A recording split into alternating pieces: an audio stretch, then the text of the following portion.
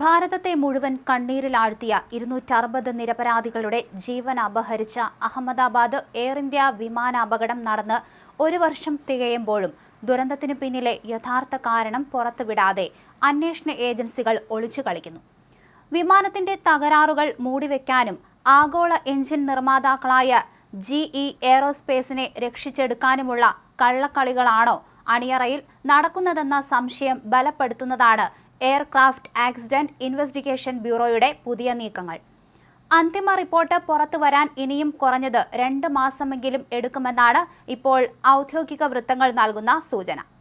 സമഗ്രമായ ഒരു അന്തിമ റിപ്പോർട്ട് തയ്യാറാക്കുകയാണ് അന്വേഷണത്തിന്റെ ലക്ഷ്യം. അന്വേഷണത്തെക്കുറിച്ച് പലവിധ ഊഹാപോഹങ്ങൾ പ്രചരിക്കുന്ന സാഹചര്യമാണെന്നും പ്രക്രിയ പൂർത്തിയായാൽ ഉടൻ തന്നെ അപകടത്തിന് പിന്നിലെ കാരണം പുറത്തുവിടുമെന്നാണ് നിലവിൽ അന്വേഷണ ചുമതലയുള്ള ഉദ്യോഗസ്ഥർ പറയുന്നത്. അന്വേഷണവുമായി ബന്ധപ്പെട്ട് ചില അന്താരാഷ്ട്ര മാധ്യമങ്ങളിൽ വരുന്ന റിപ്പോർട്ടുകൾ അടിസ്ഥാനരഹിതമാണെന്ന് അറിയിച്ച ഉദ്യോഗസ്ഥർ വിമാന എഞ്ചിനുകളുടെ നിർമ്മാതാക്കളായ GE എയ്റോസ്പേസ് അന്വേഷണത്തിൽ യാതൊരുവിധ എതിർപ്പുകളും ഉന്നയിച്ചിട്ടില്ലെന്നും കൂട്ടിച്ചേർത്തു.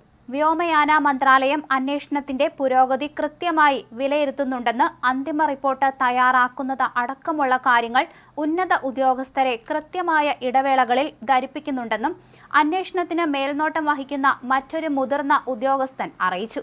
എങ്കിലും അന്വേഷണത്തിൽ പുറത്തുവരുന്ന തന്ത്രപ്രധാനമായ വിവരങ്ങളിൽ നിന്നോ മന്ത്രാലയം കൃത്യമായ അകലം പാലിക്കുന്നുണ്ടെന്നും അദ്ദേഹം കൂട്ടിച്ചേർത്തു. അന്തിമ കണ്ടെത്തലുകൾ പുറത്തുവിടുന്നതിന് മുൻപ് AIB ഒരു സ്റ്റാറ്റസ് പ്രസിദ്ധീകരിക്കുന്ന കാര്യം പരിഗണിച്ചേക്കാമെന്നും സൂചനകളുണ്ട്.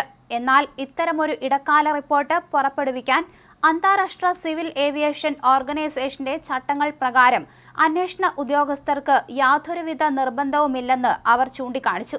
260 പേരുടെ ജീവൻ അപഹരിച്ച എയർ ഇന്ത്യ AI-171 വിമാനാപകടം നടന്ന് ഒരു വർഷം തികയുമ്പോഴും അപകടത്തിന് പിന്നിലെ കാരണം കണ്ടെത്താനാവാത്ത സാഹചര്യം ദുരൂഹമാണ്.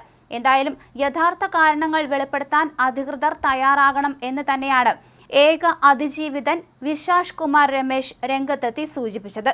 260 പേർ ജീവനോടെ കരിഞ്ഞുപോയ ആ നരകതുല്യമായ ദുരന്തത്തിൽ നിന്നും അത്ഭുതകരമായി രക്ഷപ്പെട്ട ഏക അതിജീവിതൻ വിശ്വാസ് കുമാർ രമേശ് ഇപ്പോൾ അധികൃതരുടെ ഈ മെല്ലെപ്പോക്ക് നയത്തിനെതിരെ അതിശക്തമായി രംഗത്ത് വന്നിരിക്കുകയാണ്. ദുരന്തത്തിന് പിന്നിലെ യഥാർത്ഥ കാരണങ്ങൾ എന്താണെന്ന് വെളിപ്പെടുത്താൻ അധികൃതർ ഇനിയെങ്കിലും തയ്യാറാകണമെന്ന് അദ്ദേഹം ആവശ്യപ്പെടുകയായിരുന്നു. അപകടത്തിന്റെ ആഘാതം എന്നെ ശാരീരികമായും മാനസികമായും സാമ്പത്തികമായും ഇപ്പോഴും വേട്ടയാടുകയാണ്. കേവലം ഒരു ദിവസം കൊണ്ട് തീരുന്നതല്ല ഇത്തരം വലിയ ദുരന്തങ്ങളുടെ ആഘാതം. അതിന്റെ ഉള്ളറകളിലേക്ക് പോയവർക്ക് മാത്രമേ ആ നടുക്കം മനസ്സിലാകൂ. എന്താണ് ആകാശത്ത് സംഭവിച്ചതെന്നറിയാൻ മരിച്ചവരുടെ ബന്ധുക്കൾക്ക് അവകാശമുണ്ട്. പ്രമുഖ അന്താരാഷ്ട്ര പത്രമായ ദി ഇൻഡിപെൻഡന്റ് ന്യൂസിന് നൽകിയ പ്രത്യേക അഭിമുഖത്തിൽ അദ്ദേഹം തുറന്നടിച്ചു. അപകടത്തിന്റെ ആഘാതം തന്നെ ശാരീരികമായും മാനസികമായും സാമ്പത്തികമായും ഇപ്പോഴും വേട്ടയാടുകയാണെന്ന് അദ്ദേഹം പറഞ്ഞു. കേവലം ഒരു ദിവസം കൊണ്ട് തീരുന്നതല്ല ഇത്തരം ദുരന്തമെന്ന് അദ്ദേഹം പറയുകയായിരുന്നു. എന്തായാലും മേഘാനി നഗറിലെ എയർ ഇന്ത്യ വിമാനാപകട സ്ഥലത്ത് കാലം യാതൊരു മാറ്റവും വരുത്തിയിട്ടില്ല. കടുത്ത ചൂടിൽ ഉണങ്ങിപ്പോയ ചില മരങ്ങൾ പച്ച പിടിക്കാൻ നടത്തുന്ന പരിശ്രമം മാത്രമാണ് ഒരു വ്യത്യാസം. 260 പേരുടെ മരണത്തിനിടയാക്കിയ എയർ ഇന്ത്യ വിമാനം BJ മെഡിക്കൽ കോളേജിന്റെ ഹോസ്റ്റൽ കെട്ടിടങ്ങൾക്കുമേൽ പതിച്ചത് 2025 ജൂൺ 12-നാണ്.